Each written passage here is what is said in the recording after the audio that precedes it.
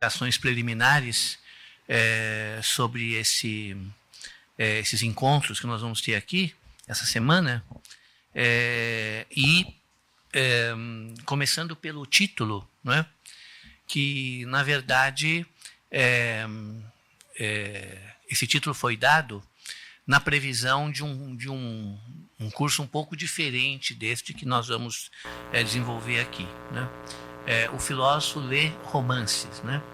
Na verdade, isso deveria supor, né, uma análise de leituras filosóficas de romances, né? Nós não vamos fazer. O que acabou saindo aqui, que eu pude preparar, né, com a utilização desses dois autores, né, Foucault e Blanchot, é uma espécie de pressuposições ou prolegômenos a uma leitura filosófica da ficção, né? Então, o nosso trabalho ele vai ficar um pouco num âmbito um pouco mais geral, né, do que o que poderia ser análises mais pontuais de enfoques, né, filosóficos de romance. O tema vai ser, portanto, a ficção ou o imaginário, da forma como eles aparecem em Foucault e Blanchot, ou seja, quais são as condições de possibilidade, né, do tratamento da ficção, né, da produção e da leitura, né, da ficção. Vai ser mais ou menos isso o que nós vamos tentar fazer aqui, através de observações que vão então levar em conta textos muito delimitados, né, desses dois autores. No caso de um tema que vai talvez percorrer essa espécie de tematização, né, da ficção, e que é um tema essencialmente ligado ao pensamento do Blanchot, mas que também conta com uma interferência forte do Foucault e uma incorporação, né, do Foucault a essa temática, né, é esse que vocês observaram no programa, né, como sendo a questão do exterior, da exterioridade, do fora, né, ou o pensamento do exterior, que nós vamos aqui também chamar de tentativa de compreender a exterioridade pura, né, como talvez a condição primordial da ficção, né, tal como Blanchot e também Foucault a concebem. De modo que hoje vou tentar falar um pouco desse pensamento, né, do exterior, não propriamente configurá-lo ou defini-lo, coisa que é impossível, e essa impossibilidade é claramente reconhecida tanto pelo Blanchot quanto pelo Foucault, né? Mas vamos tentar então esboçar uma possibilidade de compreensão disto que seria o exterior, o fora, o pensamento do exterior, e algo também que podemos talvez nos aproximar de uma compreensão um pouco mais precisa, usando a expressão a impessoalidade da linguagem, né? Que, claro, tem a ver com questões mais abrangentes relativas ao destino da subjetividade na modernidade tardia, não é? A morte do sujeito, a passagem da idade do homem, não é? E, portanto, temas Foucaultianos, pelo menos da fase inicial, não é? A assim chamada fase inicial da obra do Foucault, mas que também são profundamente pensados pelo Blanchot, de tal modo que há uma confluência, uma comunicação muito íntima, né, entre eles, e tanto mais importante quanto não houve, digamos assim, uma troca explícita, né, de ideias ou de influências, uma vez que mal se conheceram, né? Mas isso talvez ainda assim contribua para explicar, não é, essas afinidades e essa confluência. Hoje, então, eu vou fazer essas observações gerais que nos permitem chegar a esse pensamento da exterioridade, que não é outra coisa senão a literatura, né? Começando, então, com uma questão que pode nos servir de orientação e que é uma questão muito comum, né? De que fala a literatura, né? A associação entre linguagem e pensamento, que foi tão insistentemente afirmada na tradição, né, produziu a concepção de que a interioridade é a matriz do pensamento e, portanto, também da expressão do pensamento na linguagem. E o modo como se enuncia essa relação, muito forte, né, já deixa ver a hierarquia que se supõe aí, principalmente enfatizada na cultura moderna. A fala e, concomitantemente, a escrita derivam do pensamento, cuja autonomia Descartes demonstrou na forma do fundamento subjetivo. E, portanto, a escrita e a fala, enquanto expressão, né, estão subordinadas a essa prerrogativa, a essa hegemonia do pensamento, que será profundamente questionada, principalmente por Maurice Blanchot, né? Com efeito, quando nós dizemos penso, logo existo, né, o sujeito não está se projetando para fora de si, né? Nós sabemos que essa existência, tal como a considera Descartes, né, não é nada mais do que um índice que me permite avaliar qual é a essência deste ser pensante, né, que acaba de ser descoberto. E, portanto, é algo que afirma de maneira muito intensa a interioridade como o lugar em que se pode pensar o pensamento, né? Porque a chegada ao ser do pensamento significa justamente esse movimento reflexivo essencial à cultura moderna, né? O pensamento é capaz de pensar-se a si mesmo. O sujeito é capaz de voltar-se para si, né? E acidentalmente, isso pode ser comunicado, né? Tanto é assim que o enunciado do fundamento não necessita de interlocutor, né?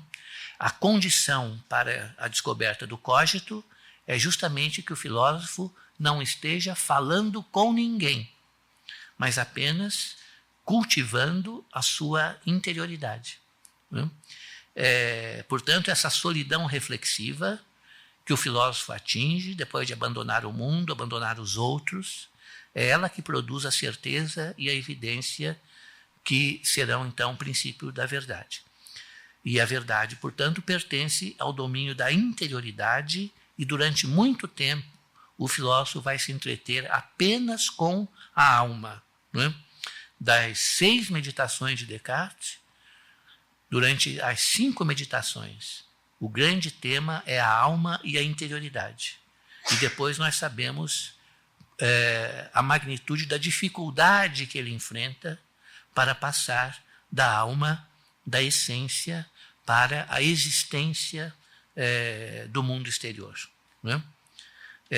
E quando for preciso remeter o pensamento aos seus conteúdos, né, inclusive conteúdos eventualmente externos, é a noção de modalidade que vai se encarregar de sustentar essa remissão. Ou seja, o ato de pensar, único, uno, possui modos de expressão.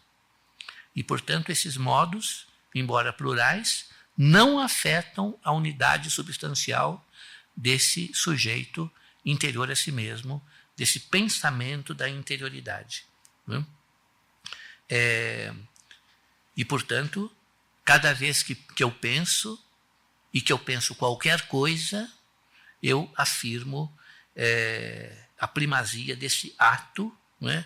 Desta interioridade formal e metafísica que antecede a todos os conteúdos de pensamento. É uma lógica necessária para garantir a clareza do pensamento, remetendo sempre a um ato do sujeito, qualquer que seja a variação dos conteúdos.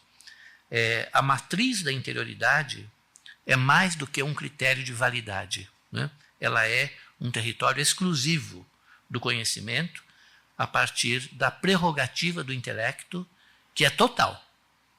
Mesmo o mundo exterior só é conhecido intelectualmente. Assim, reflexão e representação sustentam a unidade essencial do pensamento no âmbito dessa integridade, né, de um sujeito absolutamente interior a si mesmo, graças à concepção metafísica da sua substancialidade.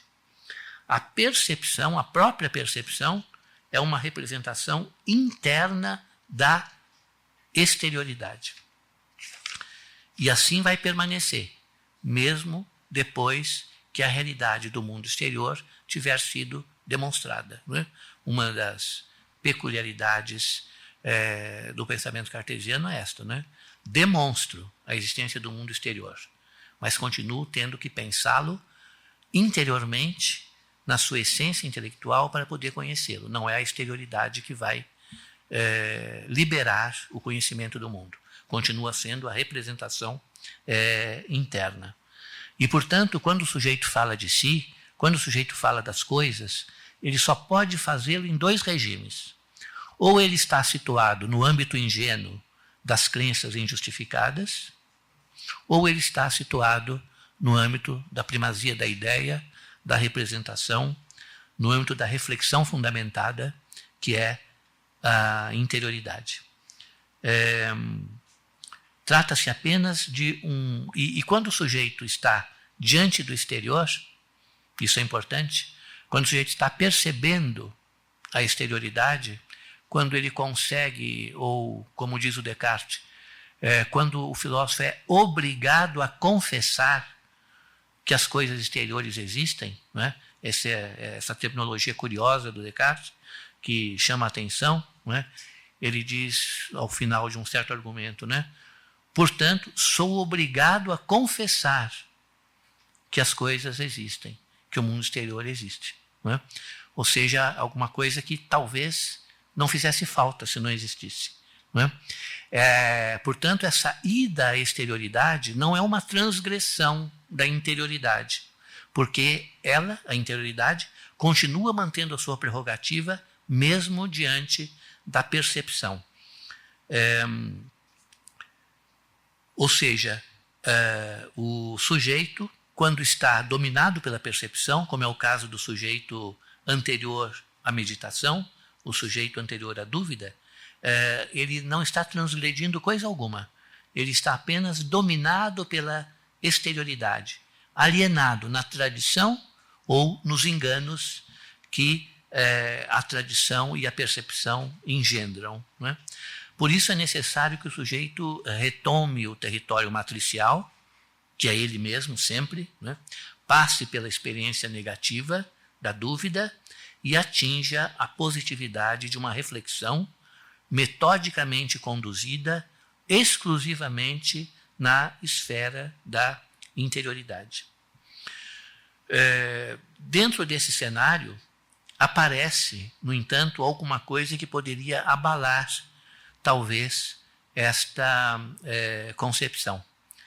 Trata-se da representação imaginária, que o Descartes é obrigado a levar em conta, porque é um dos modos de pensar.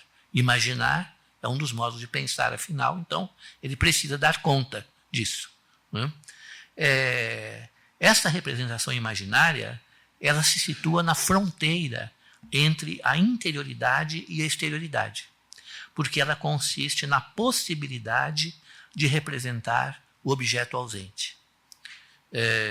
Enquanto representação de alguma coisa é um modo de pensar, e remete, portanto, ao sujeito.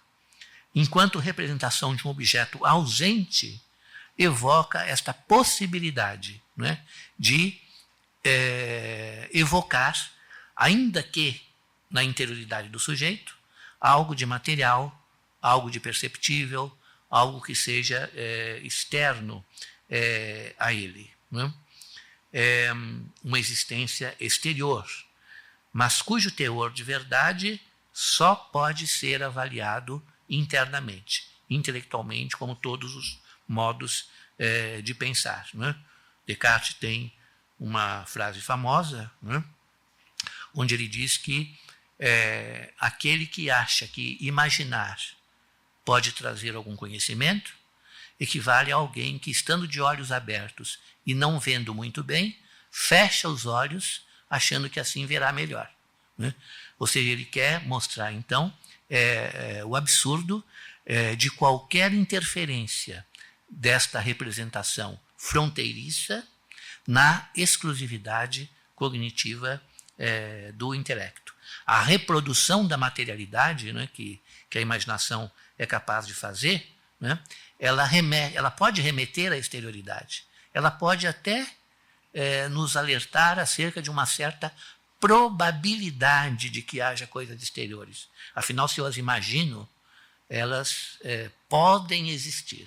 Né? Mas isso não confere a essas representações nenhuma certeza, até que o intelecto possa confirmar a autonomia da substância extensa. Né? Esse quadro, em que a representação está totalmente subordinada ao intelecto, e essa fronteira entre o exterior e o interior não remete à exterioridade, mas continua remetendo à interioridade, vai se modificar no século XVIII, quando Kant vai afirmar que a imaginação pode ser produtora. A imaginação não é apenas reprodutora, mas ela pode ser produtora. Essa afirmação importantíssima do Kant vem, então, permitir que aquelas regras do pensamento objetivo, analiticamente determinante, né, que são os preceitos da razão pura, as categorias, os princípios, etc., a isso se possa acrescentar o poder também de uma regra subjetiva, não determinante. Kant chama de reflexionante, ou quer dizer indeterminado, né? Mas capaz de um movimento que depois os românticos chamarão de movimento criador. Né? A regra subjetiva, a regra pela qual o artista tem o domínio de si. O gênio, né, como diz o Kant, o gênio é aquele que faz a sua própria regra. Né? Ainda assim, apesar dessa autonomia relativa, né, da imaginação, ela ainda não chega a ser transgressora. Trata-se apenas de um outro uso da razão. Né? A razão, para Kant, tem 3 usos. Né? O uso puro ou teórico, o uso prático ou moral, e o uso reflexionante, que é o juízo, esse que tem a ver com a obra de arte. Portanto, a mesma razão e 3 usos, não é? Sendo que um uso não transgride o outro. E, portanto, há um certo cenário, não é, em que a própria imaginação, quando assume um certo papel, no caso da obra de arte, não é, ela ainda está submetida aos ditames transcendentais da razão que atua neste terceiro modo de pensar, não é? Que é o refletir acerca da obra de arte. No entanto, ainda assim, com todas essas limitações, esse jogo, não é, entre as faculdades, ele libera a linguagem da subordinação estrita e exclusiva a critérios objetivos. Não é? A terceira crítica foi escrita para mostrar que a obra de arte não pode obedecer a critérios objetivos, nem na sua fatura, nem na sua apreciação. É um outro tipo de juízo, não é, que aí entraria em cena. Não é? No entanto, ainda assim, esse outro uso da razão conserva a interioridade como condição.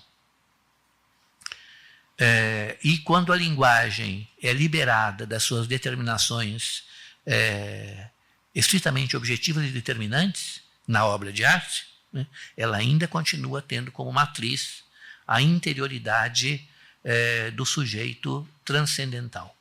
Né? E com isso, a linguagem não transgride esta região e, portanto, a literatura, que é o que nos interessa, continua também sendo pensada a partir da matriz da interioridade. Né? Acerca disso, diz o Foucault, num trecho do texto O Pensamento do Exterior, né? Que é um daqueles que nós vamos examinar aqui. Ele diz o seguinte: habituou-se a crer que a literatura moderna se caracteriza por um redobramento que lhe permitiria designar-se a si mesma. Nesta autorreferência, ela teria encontrado o meio, ao mesmo tempo, de se interiorizar ao extremo, de ser apenas o seu próprio enunciado, e de se manifestar no signo cintilante da sua longínqua existência. Ou seja, esse outro uso da razão, esse outro uso da linguagem, né, mantendo-se, no entanto, ainda na esfera, né, da interioridade, apresenta-se também como manifestação, como expressão, né, do pensamento.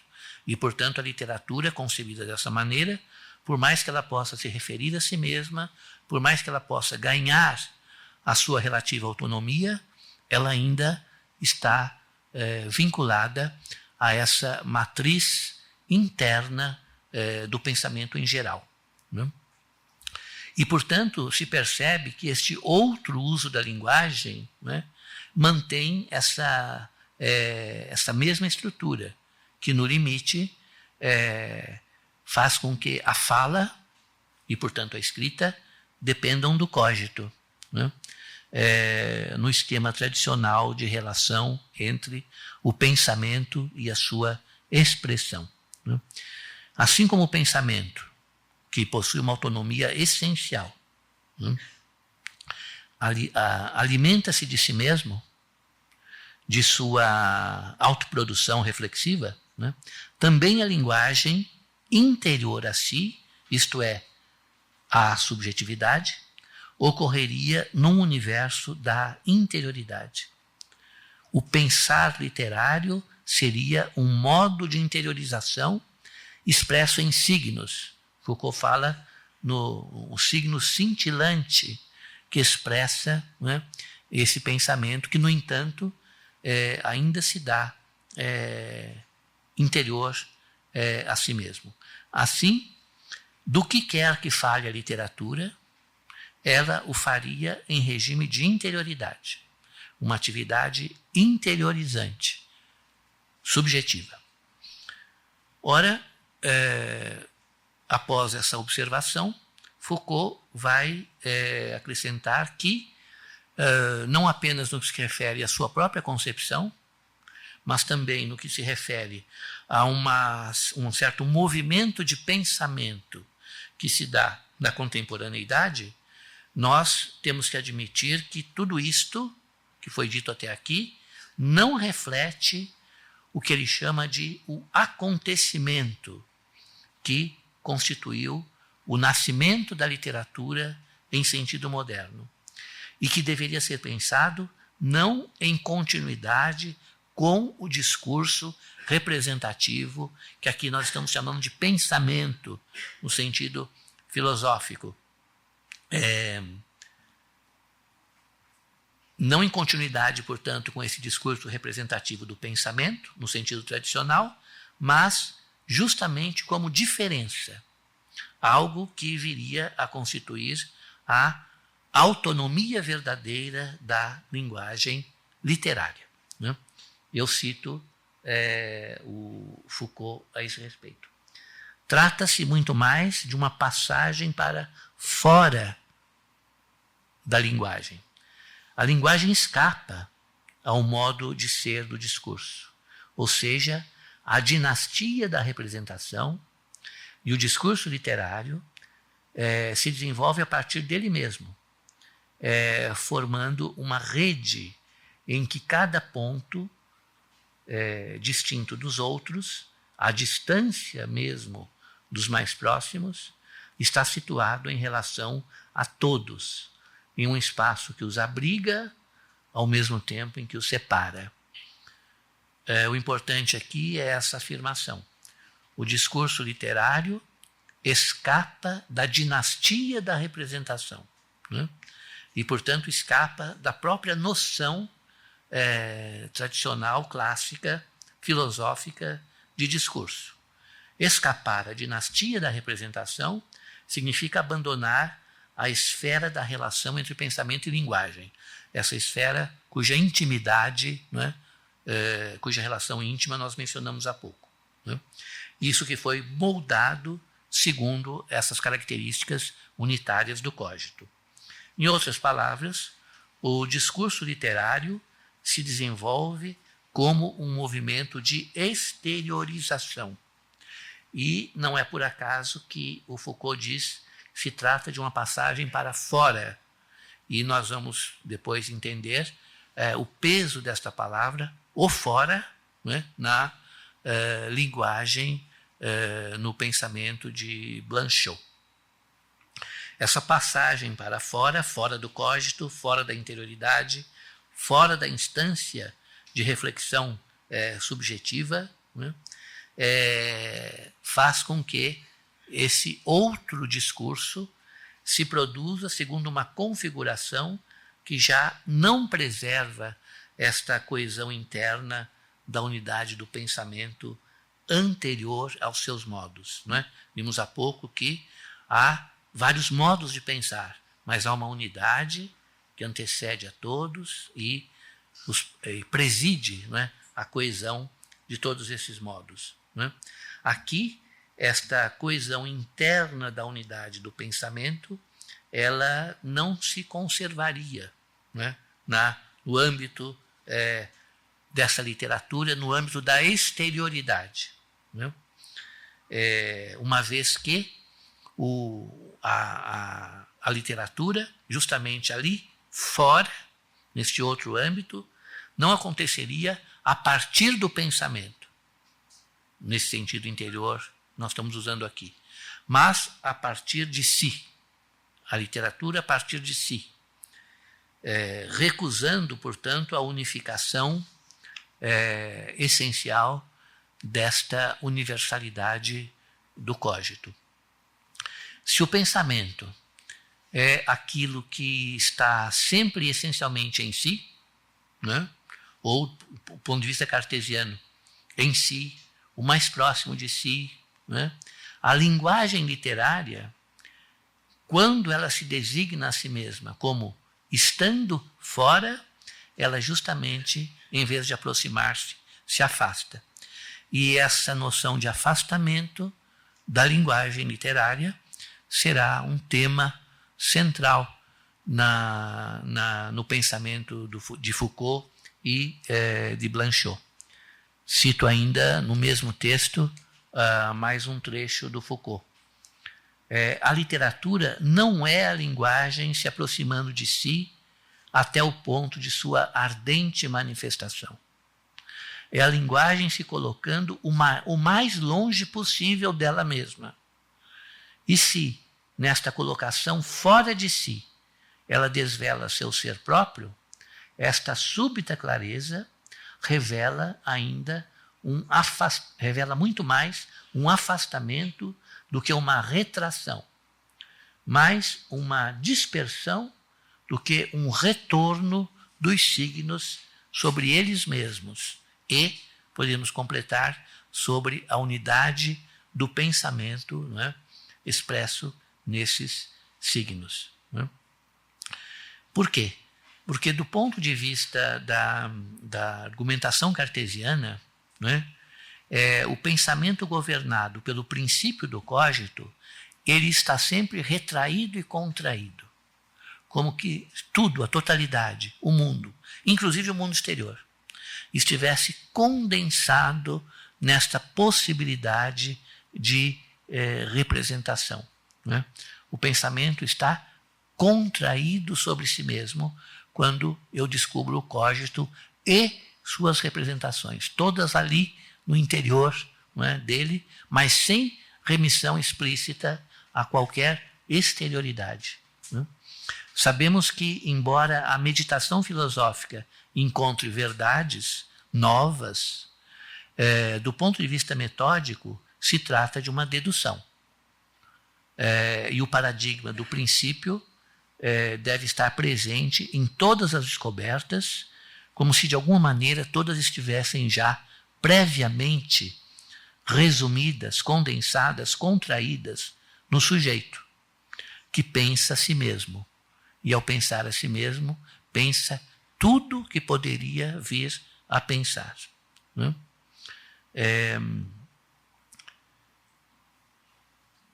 Seria impossível ao pensamento deixar esta configuração.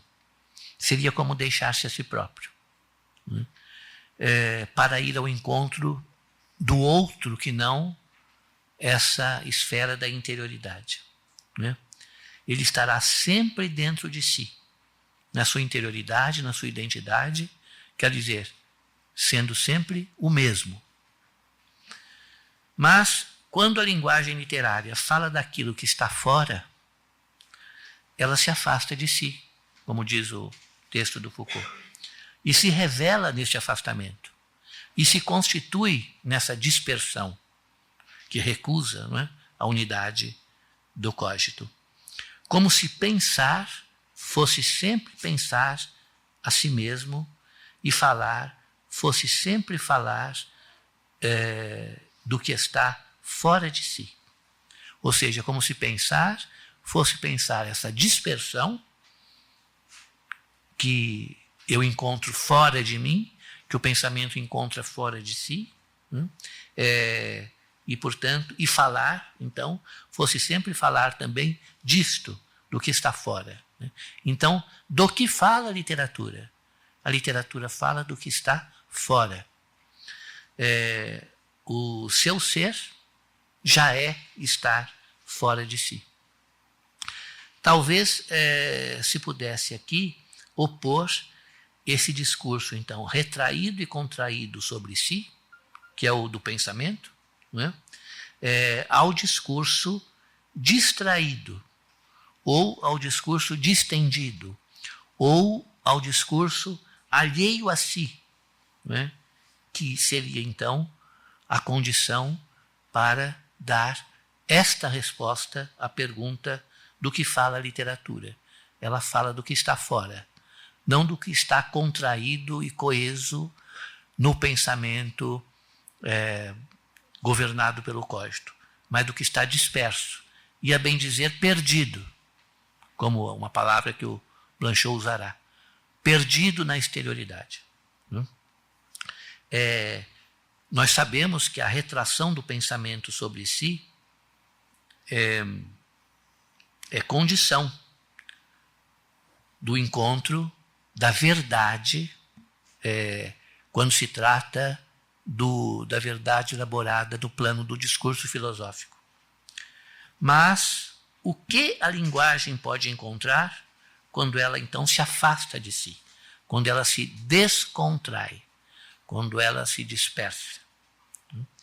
Assim como o pensamento, constantemente em si, tem como correlato a verdade, essa verdade elaborada, né, a partir do princípio do cogito, a linguagem literária, afastada de si e destituída desta positividade interna, né, só pode encontrar o vazio, a dispersão no vazio, no espaço da não enunciação da verdade, que é o espaço literário, título de um dos principais livros, né, do Blanchot.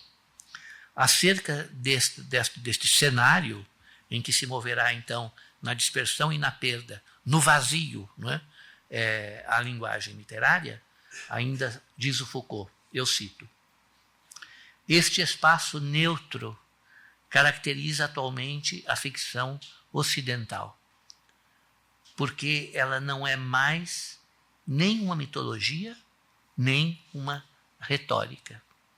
Ora, o que torna tão necessário pensar essa ficção, enquanto antigamente se tratava de pensar a verdade, é que o eu falo funciona ao contrário do eu penso. Este conduziria de fato à certeza indubitável do eu e da sua existência. Aquele, pelo contrário,